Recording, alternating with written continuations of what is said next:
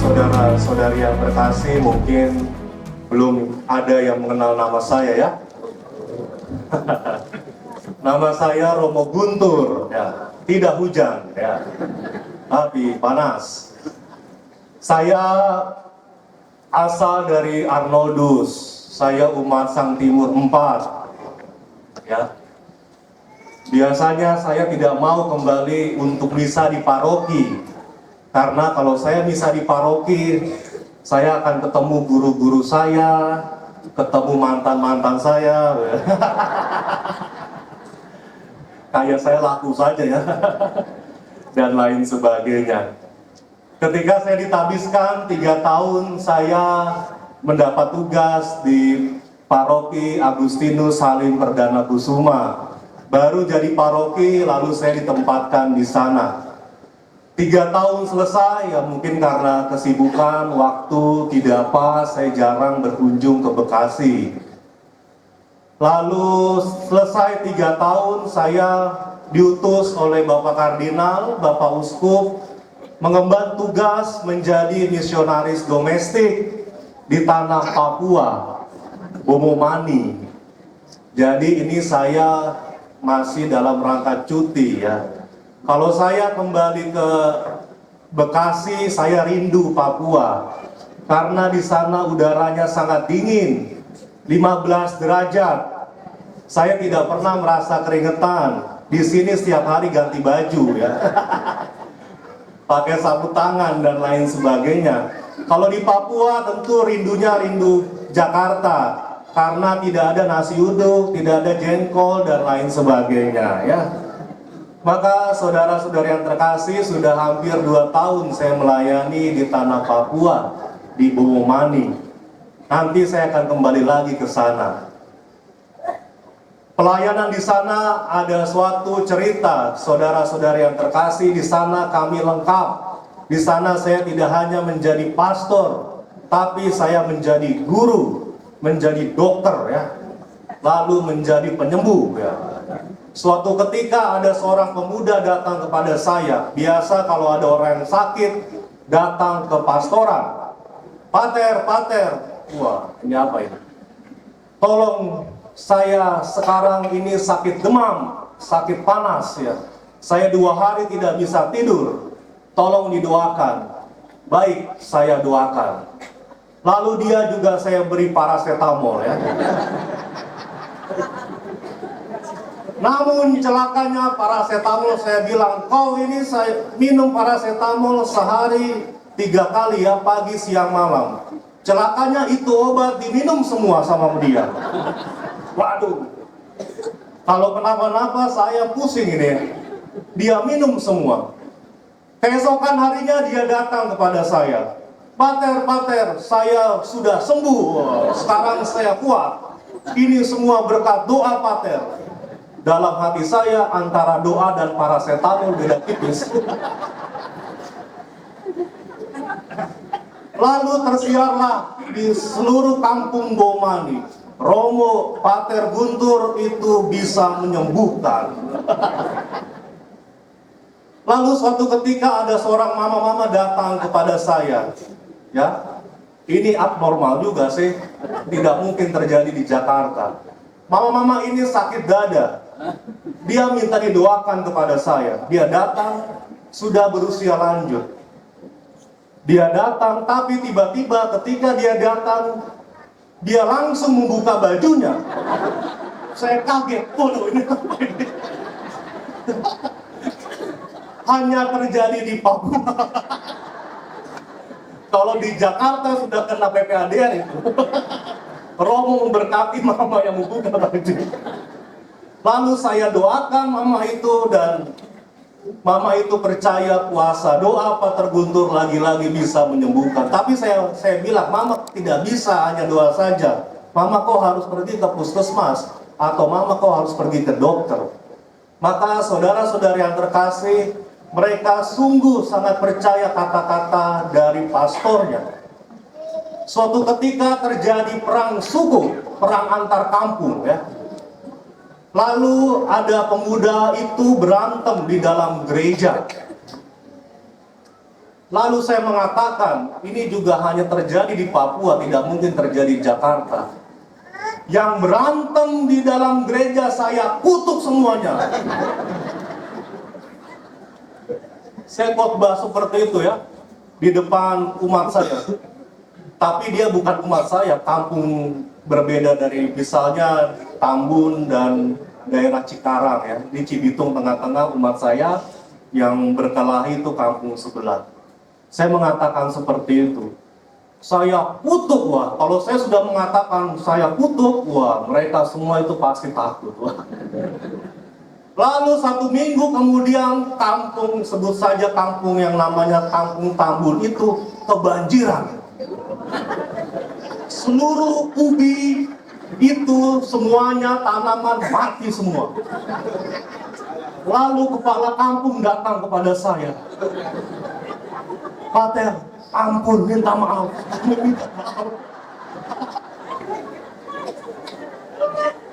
Dia mencium tangan saya. Ini pasti karena Pater mengutuk kampung kami. Semua sayur mayur ubi kami mati. Lalu saya mengatakan kepada kepala kampung itu, makanya kau jangan berantem di dalam gereja. Sekali kau berantem lagi, bukan hanya kau saya kutuk, tapi kau saya kutuk mati. Ini hanya terjadi di Papua ya. Kalau di Jakarta saya tidak mungkin mengatakan seperti itu. Papua keras, bos. Saya mengatakan seperti itu. Kalau kau bertengkar lagi, kau perang lagi, apalagi di dalam komplek gereja, kau tidak hanya saya kutuk kampung, tapi saya kutuk kau mati langsung. Lalu kepala kampung itu, oh ya maaf Pater, maaf. Nangis-nangis dan mencium tangan saya. Saya hampir dikasih 1 ekor babi.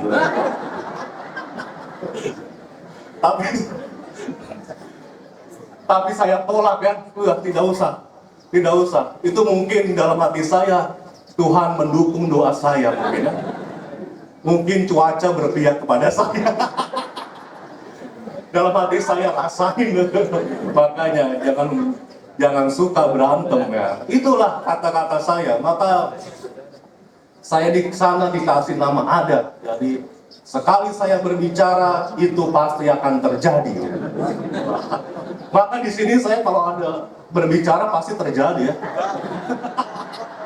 Sekali berbicara gereja ini jadi pasti.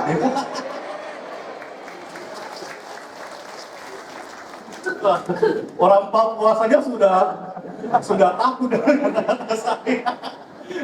Maka itulah kisah-kisah yang sungguh luar biasa. Yang memang awalnya tidak mudah ya Bapak Ibu dan saudara-saudara yang terkasih. Di balik Bapak Ibu tertawa, saya juga penuh dengan penderitaan. Di sana harus, kalau melihat di foto teman-teman saya lagi makan nasi panggang, lagi makan babi panggang, saya hanya makan ubi gitu ya, sayur dan lain sebagainya. Karena kita semuanya apa-apa sendiri, tidak ada seperti di tempat ini. Poster, saya jadi poster Bapak Ibu ya. Saya menyiapkan misa, kalau betulin listrik mati saya naik-naik, bayangkan. Lalu mereka kalau beli semen datangnya ke Romo. Pater bisa minta beli semen kah di Nabire? Saya bilang, kau beli semen kau saya. Kalau tidak bisa, mobil saya rusak, saya bilang gitu. Nanti kalau saya bantu satu kampung beli semen kepada saya, repot kan. Maka 3 bulan saya sungguh beradaptasi dengan suasana di sana, sangat dingin sekali, sejuk. Kalau Bapak Ibu tidak percaya silakan berkunjung ke sana ya. Langsung saya potong 2 babi untuk Bapak Ibu semua. Tapi kalau Bapak Ibu ke sana lebih baik pikir-pikir dulu ya. Lebih baik mungkin ke Jepang atau kemana ya. Harga tiketnya sama. Saya masih mengajari mereka cara anak kelas 2 SMA Bapak Ibu dan saudara-saudara yang terkasih. Belum bisa pembagian. Saya masih ngajari mereka pakai lidi, kadang pakai ubi saya ajarkan mereka itu ya.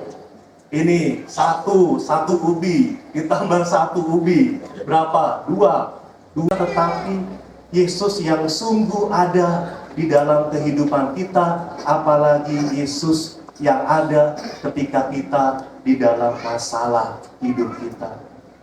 Maka saudara-saudari yang terkasih, kalau orang Papua mau misa itu, apalagi kalau misa besar itu harus jalan 1 minggu. Kalau Natal dan Paskah, mereka menginap di rumah. Sekarang di sana semuanya saudara ya. Di sana dianggap saudara semua. Mereka untuk merayakan Ekaristi perjuangannya lebih. Tidak pernah mengeluh untuk merayakan Ekaristi. Maka saudara-saudara yang terkasih, kadang keadaan apapun itu bisa membuat kita maju, bisa juga membuat kita mundur. Keadaan yang kita alami bisa membuat kita merasa lemah, bisa juga membuat kita merasa kuat. Situasi yang kita alami dalam hidup kita, yang diberikan oleh Tuhan, cobaan, persoalan, masalah apapun, sebenarnya bisa membuat kita kuat atau semakin membuat kita lemah. Itu pilihan hidup kita masing-masing.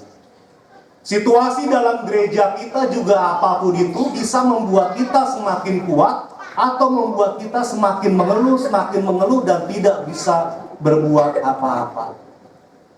Maka mari saudara-saudari yang terkasih, semoga di hari raya tubuh dan darah Kristus kita semakin menghayati tubuh Yesus yang sungguh bisa kita rasakan. Setiap minggu kita bisa merayakan Ekaristi. Bagaimana mereka yang tidak bisa menyambut Ekaristi, sama seperti kita di tempat ini. Masih banyak orang-orang yang tidak bisa menikmati merayakan Ekaristi. Mereka yang tidak bisa menyambut tubuh Kristus, tetapi mereka menghayati iman yang sungguh luar biasa. Mereka menghayati iman yang sungguh Katolik. Ketika mereka dalam masalah, mereka tidak lari. Mereka menampakkan kekatolikan. Mereka menampakkan wajah Kristus. Maka saudara-saudari yang terkasih, ini tantangan bagi hidup kita. Apalagi kita yang setiap minggu kita merayakan Ekaristi, yang setiap minggu kita menyambut tubuh Yesus, yang setiap minggu kita dilayani oleh imam, yang setiap minggu kita bisa berdoa di tempat yang baik ini. Tetapi ketika kita ada persoalan, ketika kita ada masalah, ketika kita ada tantangan, justru iman kita kendor. Iman kita bukan menjadi orang Katolik yang sejati. Iman kita hanya ritual, hanya simbol, hanya nampak di luar. Maka semoga perayaan tubuh dan darah Kristus semakin membuat kita sadar Yesus yang kita hayati tidak hanya hadir di dalam Ekaristi saja, tetapi ada di dalam hati kita, perjuangan iman dan hidup kita masing-masing. Dalam setiap kelemahan, dalam setiap dosa dan kerapuhan.